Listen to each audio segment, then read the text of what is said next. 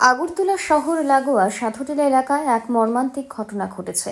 শনিবার সকালে রেল ব্রিজের কাছে উদ্ধার হয় এক গৃহবধূর আগুনে পোড়া মৃতদেহ। নিহত গৃহবধূর নাম গীতা সূত্রধর, বয়স আনুমানিক ২৬ বছর। তিনি ছিলেন ৩ মাসের গর্ভবতী। পুলিশ সূত্রে জানা গেছে, ঘটনাস্থল থেকে মৃতার শ্বশুর ও ভাসুরকে আটক করা হয়েছে।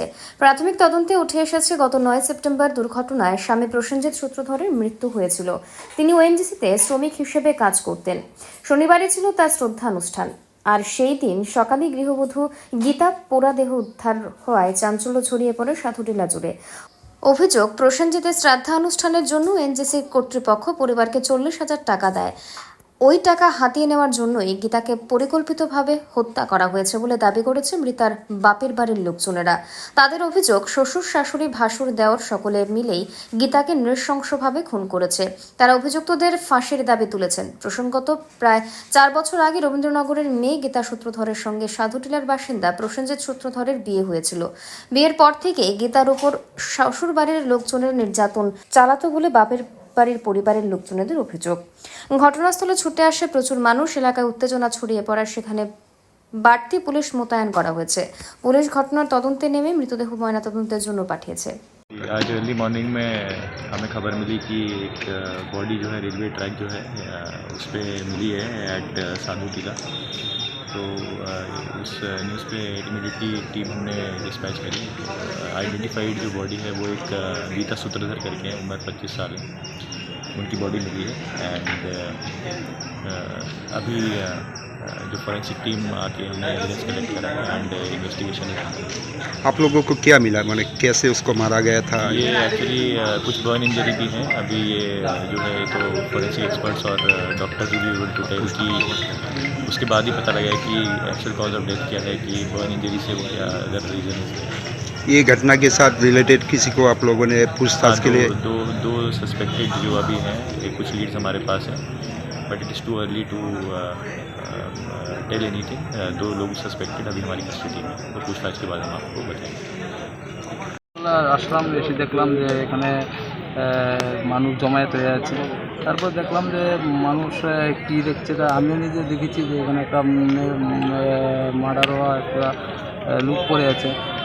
তারপর আমরা বুঝতে পারলাম যে এটা মেয়ে লুক। তার মেয়ের পার্টিও আমার আগে এসেছে, তারা দেখেছে যে তাদের মেয়েকে চিনতে পেরেছে। তারপরে আমরা সবাই মিলে কথাবার্তা পুলিশের সাথে বললাম যে মেয়েটা কীভাবে মারা গেল। মেয়ের তরফ থেকে একটা লিখিত অভিযোগ করছে। এখন পর্যন্ত পুলিশ দুজনকে অ্যারেস্ট করেছে। কে? ছেলের বাবা এবং ছেলের ভাই। আচ্ছা, তো এই গৃহবধূ কি আপনাদের এলাকারই বাড়ি নাকি? আমাদের এলাকার মেয়ে। আচ্ছা, আমাদের এলাকার মেয়ে। তো কতদিন আগে বিয়ে হয়েছিল? বা বিয়ে হয়ে গেছে আজকে 5 বছর হবে। আচ্ছা, সন্তান নেই, তবে এখন মহিলার প্রেগনেন্ট ছিল। আচ্ছা।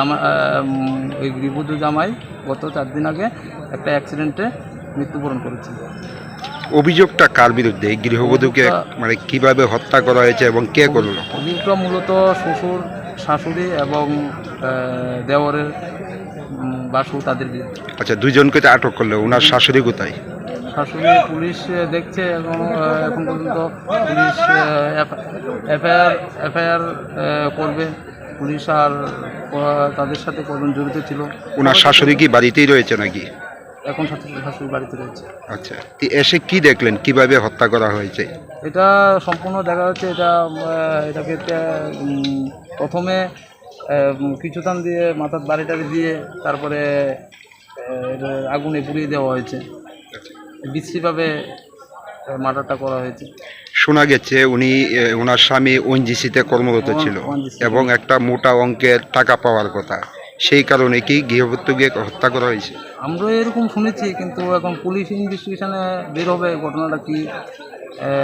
ঘটনাটা আমরা এরকম শুনেছি মেয়ের পক্ষ থেকে এবং এলাকাবাসীর পক্ষ থেকে।